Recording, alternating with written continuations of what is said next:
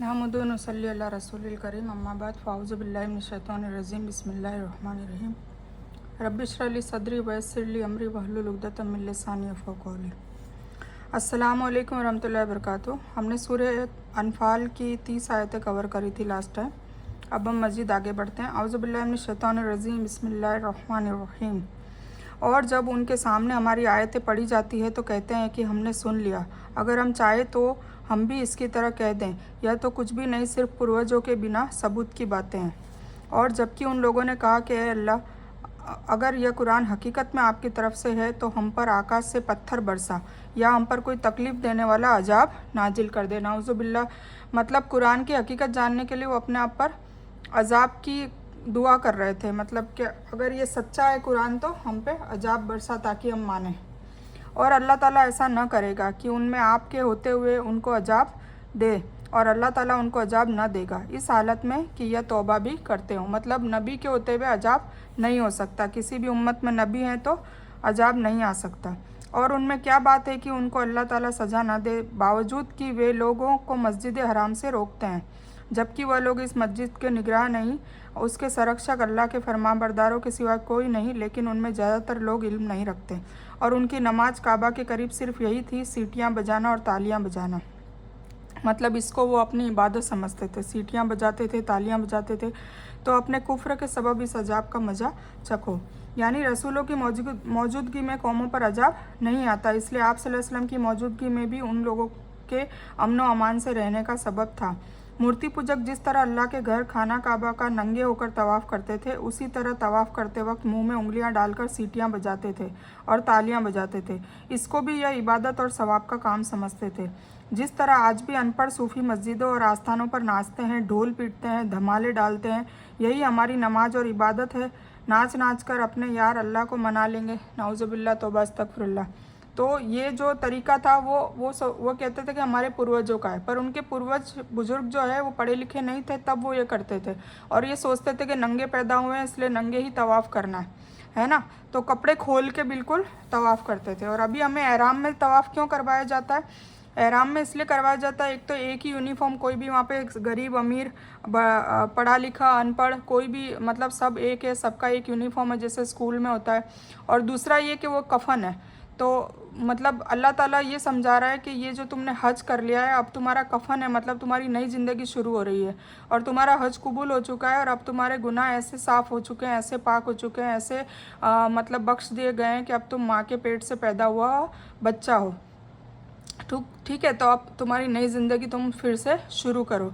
तो ये सारी चीज़ों के लिए एहराम का पाबंदी हुई थी। बेशक ये काफिर लोग अपना माल इसलिए खर्च कर रहे हैं कि अल्लाह के मार्ग से रोकें, तो ये लोग अपना माल खर्च करते ही रहेंगे, फिर वह धन उनके लिए पश्चाताप का सबब बनकर रह जाएंगे, फिर पराजित हो जाएंगे और काफिरों को नरक की तरफ जमा किया जाएगा। इसीलिए कि अल्लाह ताला नापाकों को पाकों से अलग कर दे और नापाकों को एक दूसरे से मिला दे, फिर उन सबको इकट्ठा करे, फिर उन सबको नरक में डाल दे। ऐसे लोग पूरी तरह से नुकसान में हैं। आप काफिरों से कह दीजिए कि अगर यह लोग रुक जाएं तो इनके सारे गुनाह जो पहले कर चुके हैं माफ़ कर दिए जाएंगे। किससे कहा जा रहा है? हुजूर पाक सल्लल्लाहु अलैहि वसल्लम से, कि आप इन लोगों से कह दीजिए कि अगर अभी भी ये रुक जाएं तो अल्लाह ताला रहमान है, गफूरुर रहीम है, वो अभी भी सारे गुनाह माफ़ कर देगा और पाक साफ कर देगा। और अगर अपनी वही रीति रखेंगे तो पहले के काफिरों के लिए नियम लागू हो चुका है। और तुम उनमें से उस समय तक संघर्ष करो, उनके अकीदे में बिगाड़ न रहे और धर्म अल्लाह ही का है हो जाए। फिर अगर यह रुक जाए तो अल्लाह ताला उनके अमलों को खूब देखता है। और अगर मुंह फेरे तो यकीन रखें कि अल्लाह ताला तुम्हारा दोस्त है, वह अच्छा दोस्त और अच्छा मददगार है। ठीक है ना, नेमल मौला व नेमल नसीर। रुक जाने का मतलब मुसलमान हो जाना है, जिस तरह हदीस में भी है, जिसने इस्लाम धर्म कबूल करके सवाब का रास्ता अपना लिया उससे उसके गुनाहों की पूछताछ नहीं होगी जो उसने जाहिलियत में किए होंगे, और जिसने इस्लाम धर्म कबूल करके भी बुराई न छोड़ी उससे पहले और बाद सभी अमलों का हिसाब होगा, है ना। मतलब जो मुसलमान बन गए तो जो जब वो काफिर थे, जब वो गाफिल थे, तब तक के उनके गुनाह माफ़ हो जाएंगे, पर मुसलमान होने के बाद भी फिर वो सेम बुराई पकड़ रखी है उसने, तो फिर पहले के और बाद के दोनों अमलों का हिसाब होगा। इस्लाम पहले के गुनाहों को मिटा देता है। फितना से मुराद शिर्क, यानी उस समय तक जिहाद जारी रखो जब तक शिर्क ख़त्म न हो जाए, और जान लो कि तुम जिस तरह का जो भी लड़ाई का माल हासिल करो उसमें से 5वां हिस्सा तो अल्लाह और रसूल और रिश्तेदारों और यतीमों और गरीबों और मुसाफिरों के लिए। और अगर तुमने अल्लाह पर ईमान रखा है और उस पर जो हमने अपने बंदे पर उस दिन उतारा है, जो सच और झूठ के बीच विलगाव का था, जिस दिन दोनों सेनाएं भिड़ गई थी, और अल्लाह हर चीज़ पर कुदरत रखने वाला है। जबकि तुम करीब के किनारे पर और वे दूर के किनारे पर थे और काफिला तुमसे नीचे था। अगर तुम आपस में वादा करते तो मुकर्रर वक्त पर पहुंचने में इख्तिलाफ कर जाते, लेकिन अल्लाह को एक काम कर ही डलाना था जो मुकर्रर हो चुका था, ताकि जो नाश हो वह दलील पर यानी तय जानकर नाश हो, और जो जिंदा रह जाए वह भी दलील पर जिंदा रहे। और अल्लाह अच्छी तरह सुनने वाला और जानने वाला है। गनीमत से मुराद वह माल है जो लड़ाई में काफिरों को हरा के हासिल किया जाता है।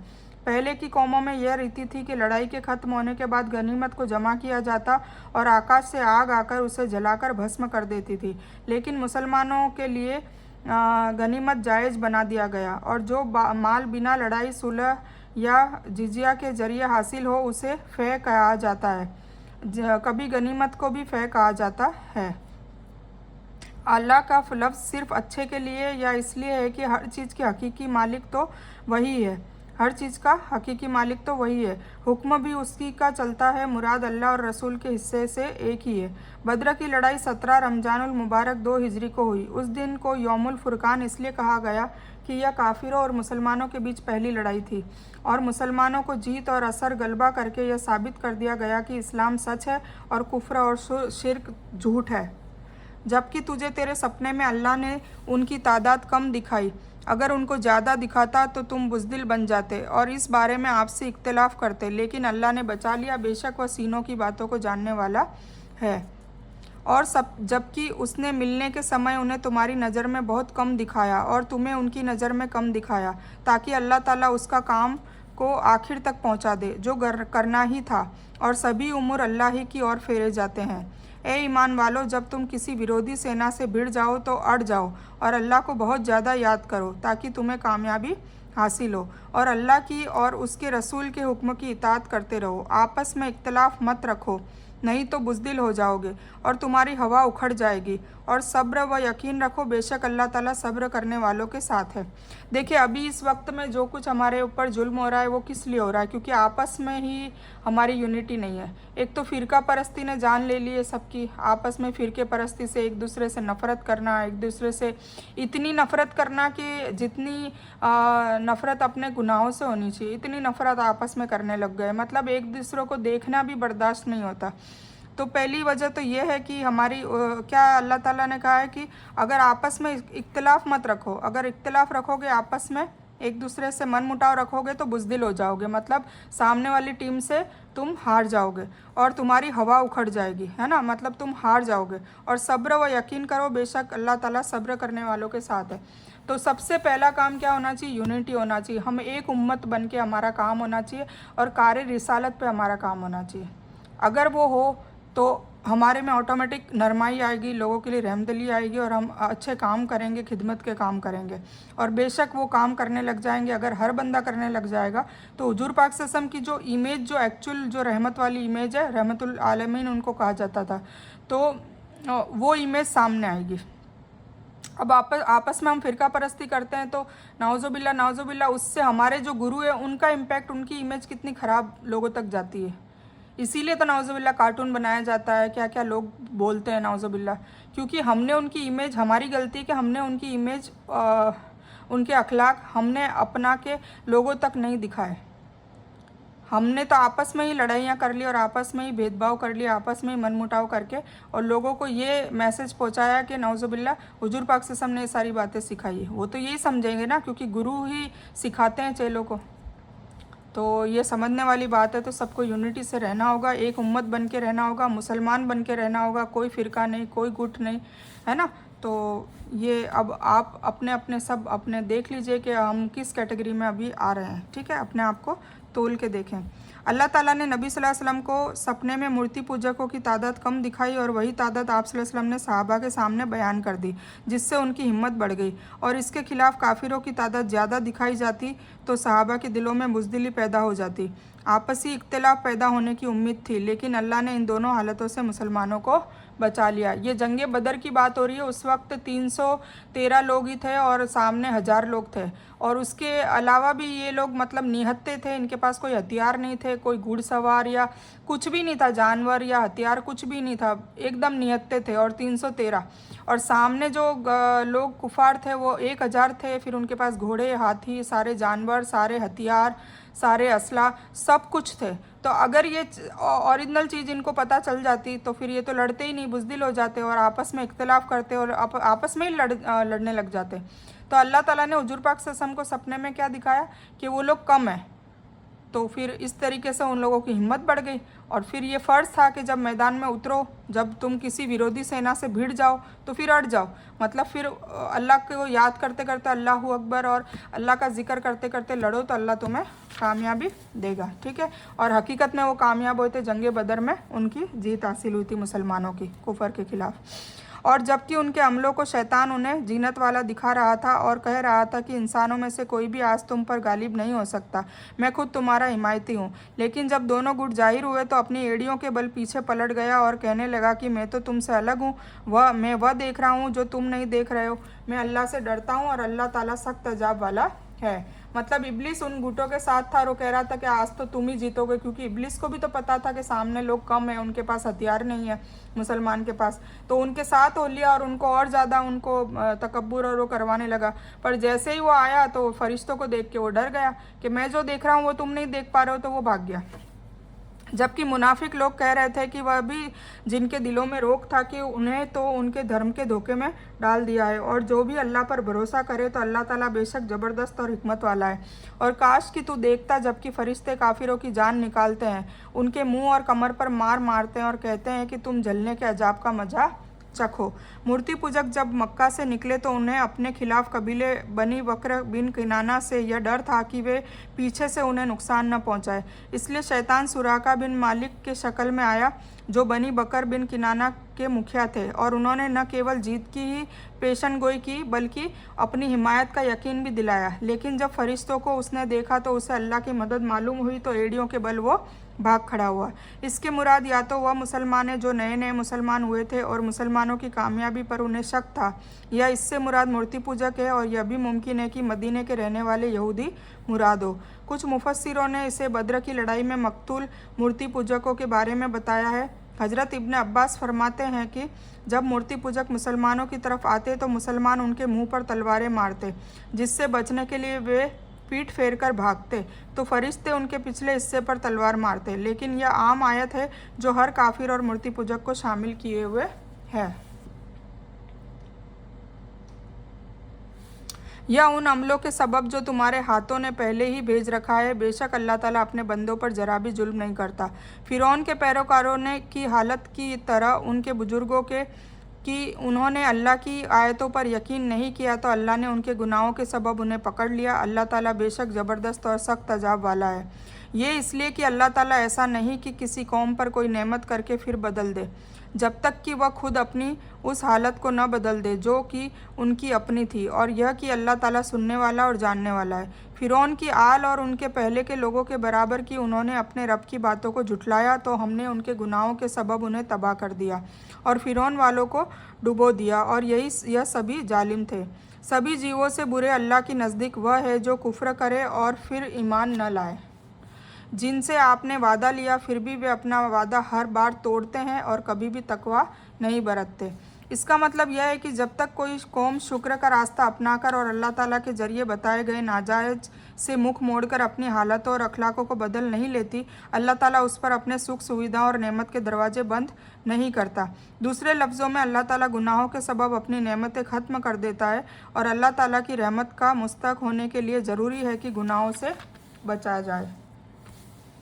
इसलिए जब कभी भी तू उन पर लड़ाई में गालिब हो जाओ तो उन्हें ऐसी मार मारो कि उनके पिछले भी भाग खड़े हों, शायद वह नसीहत हासिल कर ले। अगर तुझे किसी कौम से धोखेबाजी का डर हो तो बराबरी की हालत में उनकी सुलह तोड़ दें। अल्लाह खयानत करने वालों से मोहब्बत नहीं रखता। और काफिर यह ख्याल ना करे कि वे भाग निकले, बेशक वे मजबूर नहीं कर सकते। और तुम उनसे लड़ने के लिए अपनी इस्तेआद भर कुव्वत तैयार करो और घोड़े तैयार रखने की भी। कि उसमें से तुम अल्लाह के दुश्मनों और अपने दुश्मनों को डरा सको और उनके सिवाय दूसरों को भी जिन्हें तुम नहीं जानते। अल्लाह उन्हें अच्छी तरह जान रहा है और जो कुछ भी अल्लाह के रास्ते में खर्च करोगे वह तुम्हें पूरा पूरा दिया जाएगा और तुम्हारे हक का नुकसान कभी नहीं किया जाएगा। ठीक है, इसीलिए हमेशा अल्लाह की अपना जान और माल दोनों अल्लाह के रास्ते में खर्च करने का मतलब यही कि अपना टाइम निकालो अल्लाह की खिदमत के लिए, अल्लाह के रास्ते में किसी न किसी तरीके से जिसमें आपका टैलेंट हो, और अपना माल भी खर्च करो, ताकि आपको अल्लाह को कंजूस पसंद नहीं है और अल्लाह को इसराफ भी पसंद नहीं है, पर अल्लाह को मिडल रहकर और अल्लाह की मखलूक के लिए कुछ ना कुछ किसी भी टाइप की गैबी बंद मुट्ठी मदद करना या ज़ाहिरी में मदद करना ये अल्लाह को पसंद है। सर्दिहिम का मतलब है कि उनको ऐसे मार मारो कि जिससे उनके मानने वालों और साथियों से भगदड़ मच जाए, यहाँ तक कि आपकी तरफ इस उम्मीद से मुख ही न करे कि कहीं उनका भी वही नतीजा न हो जो उनके पहले के लोगों का हुआ। धोखेबाजी से मुराद है जिस कौम से सुलह हुई उससे यह डर हो कि वह सुलह तोड़ दे, और नबी करीम सल्लल्लाहु अलैहि वसल्लम के कौल से तीर चलाना है, क्योंकि उस समय यह बहुत बड़ी लड़ाई का हथियार था और महत्वपूर्ण शिक्षा थी। जिस तरह घोड़े लड़ाई के लिए बहुत ज़रूरी थे, जैसा कि शायद से भी वाज़ेह होता है, लेकिन अब तीर चलाने और घोड़े की लड़ाई में इतनी ज़रूरत और अहमियत नहीं रही। अब टेक्निक अलग बढ़ गई, अब तो बॉम्ब मिसाइल और ये सब होती, तो जिस ज़माने में जो चीज़ की हो वैसा, जैसे अब मिसाइल, टैंक, बम और लड़ाई के विमान और पोत और लड़ाई के लिए पनडुब्बियाँ वगैरह जिनकी तैयारी ज़रूरी है। और अगर वे सुलह की तरफ झुके तो तू भी सुलह की तरफ झुक जा और अल्लाह पर भरोसा रख, बेशक वह सुनने वाला और जानने वाला है। और अगर वे तुझसे धोखा करना चाहेंगे तो अल्लाह तुझे बस है। मतलब अगर उनके दिलों में धोखा है कि सुलह कर ली और धोखा भी करेंगे, उसी ने अपनी मदद से और ईमान वालों से तेरा समर्थन कराया है, और उनके दिलों में आपसी मोहब्बत भी उसी ने पैदा की है। अगर आप धरती की सभी चीज़ें खर्च कर देते तो भी उनके दिलों में मोहब्बत का जज्बा पैदा नहीं कर सकते थे, लेकिन अल्लाह ही ने उनके दिलों में मोहब्बत डाल दी। बेशक वह गालिब हिकमत वाला है। ए नबी सल्लल्लाहु अलैहि वसल्लम, आप और आपके पैरोकार मुसलमानों को अल्लाह बस है। ठीक है, अल्लाह काफ़ी है। ए नबी, मुसलमानों को जिहाद का शौक़ दिलाओ, मतलब लड़ाई का, उस वक्त जंग का। अगर तुम में से 20 साबिर भी होंगे तो भी 200 पार गालिब रहेंगे, और अगर तुम में से 100 होंगे तो 1000 काफिरों पर गालिब रहेंगे। इस सबब की वे नासमझ लोग हैं। अच्छा, अब अल्लाह तुम्हारा बोझ हल्का करता है। वह अच्छी तरह जानता है कि तुम में कमज़ोरी है, तो अगर तुम में से 100 साबिर होंगे तो वो 200 पर गालिब रहेंगे, और अगर तुम में से 1000 होंगे तो वो अल्लाह के हुक्म से 2000 पर गालिब रहेंगे। अल्लाह ताला सब्र करने वालों के साथ है।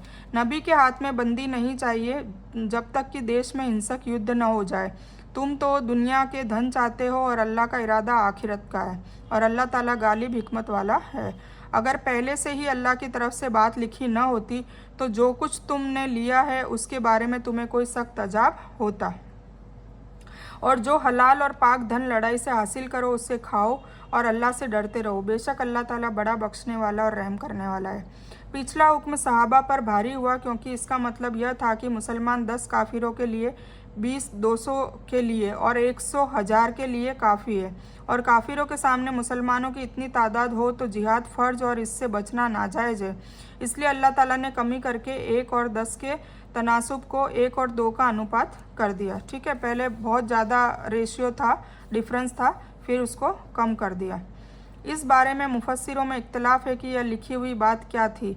कुछ ने कहा कि इससे मुराद लड़ाई में मिली धन सामग्री को नाजायज़ करने का हुक्म है, यानी चूँकि यह तकदीर का लेख लिखा था कि मुसलमानों को लड़ाई में मिली धन सामग्री नाजायज़ होगी, इसलिए तुमने फ़िदिया लेकर जायज़ काम किया।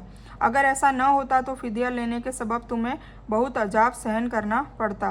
कुछ ने बद्र में शहीद होने वालों की तौबा इससे मुराद लिया है, कुछ ने रसूलुल्लाह सल्लल्लाहु अलैहि वसल्लम की मौजूदगी को अजाब न आने का सबब मुराद लिया है, आदि वगैरह वगैरह। इसमें लड़ाई से मिली माल सामग्री को हलाल और पाक ठहराकर फ़िदिया को हलाल होना बताया है, जिससे इस बात का तायद होती है कि लिखी हुई बात शायद इससे मुराद लड़ाई में मिली धन सामग्री है। ए नबी, अपने हाथ के नीचे बंदियों से कह दो कि अगर अल्लाह ताला तुम्हारे दिलों में अच्छा इरादा देखेगा तो जो कुछ तुम में से लिया गया है उससे अच्छा तुम्हें अता करेगा, और फिर गुनाह भी माफ़ कर देगा, और अल्लाह माफ़ करने वाला रहम करने वाला है। और अगर वे तुझसे खयानत का इरादा करेंगे तो यह तो इससे पहले खुद अल्लाह के साथ खयानत कर चुके हैं, आखिर उसने उन्हें पकड़वा दिया, और अल्लाह ताला इल्म वाला हिकमत वाला है। जो लोग धर्म पर ईमान लाए और हिजरत कर गए और अपने माल जान से अल्लाह के रास्ते में जिहाद किया, और जिन लोगों ने उनको पनाह और मदद दी, यह सब आपस में एक दूसरे के दोस्त हैं। और जो ईमान लाए लेकिन हिजरत नहीं की, तुम में से उनकी तनिक भी दोस्ती नहीं, जब तक कि वह हिजरत न करे। हाँ, अगर वह धर्म के बारे में तुमसे मदद मांगे तो तुम पर मदद देना जरूरी है, सिवाय उन लोगों के कि तुम्हारे और उनके बीच मुआहदा है, और जो भी तुम कर रहे हो अल्लाह अच्छी तरह देख रहा है। ये उन लोगों की बात है जहाँ मक्का से हिजरत करने का ऐलान कर दिया गया था कि अब तुम अपना देश छोड़ दो। ठीक है, तो कुछ लोग वहाँ ठहर गए थे, कुछ लोग निकल चुके थे। और काफिर आपस में एक दूसरे के मित्र है, अगर तुमने ऐसा न किया तो देश में फितना होगा, बहुत फसाद पैदा हो जाएगा। ये सहाबा मुहाजिरिन जो मक्का नगरी छोड़कर मदीना आए थे वो कहलाते हैं ना। मुहाजिरिन मतलब हिजरत करने वाले, जो फजीलत में सहाबा में सबसे बेहतर है, जो सबसे पहले हिजरत करके निकले थे वो सबसे बेहतर है। और अंसार वो है जो मदीना में रहते हैं, पहले से ही रहते थे, जिन्होंने सहाबाओं की मदद की। ठीक है, ये फजीलत उनके दूसरे मुकाम पर आती है। यह सहाबा का तीसरा दर्जा है जो मुहाजिर और अंसार के सिवाय के हैं, मतलब न तो उन्होंने हिजरत की और न उन्होंने मदद की हिजरत करने वालों की मदीना में रहकर। तो ये मुसलमान होने के बाद भी अपने ही इलाके में और जाति में रहते थे, इसलिए फरमाया कि तुम्हारे हक और विरासत के वे हकदार नहीं है। मतलब मदीना वालों ने आधी जायदाद, आधा सब कुछ आधा दे दिया था जो हिजरत करके आए थे उनको। तो ये जो वहाँ रह गए थे उन लोगों के लिए मना कर दिया अल्लाह ताला ने कि उन पर तुम्हारी जायदाद का कोई हक और अधिकार नहीं है। फिर जो लोग ईमान लाए और हिजरत की और अल्लाह की राह में जिहाद किया और जिन्होंने पनाह दी और मदद पहुंचाई, यही लोग सच्चे ईमान वाले हैं। मतलब मुहाजिरीन और अंसार दोनों के लिए अल्लाह ताला ने तारीफ़ की है, उनके लिए माफ़ी और इज्जत वाला रिस्क है, मतलब उनको अल्लाह ने माफ़ कर दिया। और जो लोग इसके बाद ईमान लाए और हिजरत की और तुम्हारे साथ होकर जिहाद किया, तो यह लोग भी तुम में से ही है और रिश्ते वाले उनमें से आपस में एक दूसरे के ज़्यादा करीब है। अल्लाह के हुक्म में बेशक अल्लाह सब कुछ जानने वाला है। ठीक है, तो ये अल्लाह ताला ने जब हिजरत हुई थी, हिजरत मतलब हुजूर पाक सल्लल्लाहु अलैहि वसल्लम जब मक्का छोड़कर मदीना चले गए थे तो उनके पीछे पीछे फिर सारे सहाबाओं को भी यही ऐलान किया था कि तुम लोग भी हिजरत करके अपने वतन को छोड़ दो, अपनी ज़मीन जायदाद घर वर सब कुछ छोड़ दो, सब कुछ त्याग दो अपने नबी के लिए, अपने रसूल के लिए, अपने अल्लाह के लिए। तो उनमें कुछ सहाबा ने छोड़ा था, कुछ वहीं रह गए थे, नहीं छोड़ पाए। ईमान वाले थे पर वो नहीं छोड़े, तो उन्होंने फिर जिन्होंने छोड़ दिया था उनको अल्लाह ने बहुत बड़ा मर्तबा दिया और फिर उनको वहाँ पे अच्छी दुनिया भी दी। जैसे अंसार लोगों ने, वहाँ के जो अंसार थे जो मदीना में रहते थे, उन्होंने मदद की उनकी और उनकी आधी जायदाद दे दी, कुछ बीवियों को तलाक दे के उनकी शादियाँ करवा दी। मतलब इस तरीके से उन्होंने मदद की। तो दोनों को बराबर अल्लाह ताला ने माफ़ी का इनाम दिया है और इज़्ज़त वाला रिस्क भी दिया है। ठीक है, तो ये सूरह अनफाल आज अल्हम्दुलिल्लाह मुकम्मल हो चुकी है और अब हम सूरतुल तौबा इंशाल्लाह कल करेंगे और उससे पहले सूरतुल अनफाल का खुलासा इंशाल्लाह उससे पहले कर देंगे, सूरतुल तौबा से पहले। ठीक है, तो इसमें बस वही है कि भाईचारे और कसम के बिना पर विरासत में जो हिस्सेदार बनते थे इस आयत में उसे खारिज कर दिया गया है। अब वारिस वही होगा जो जिसका वंशीय या ससुराली रिश्ता होगा।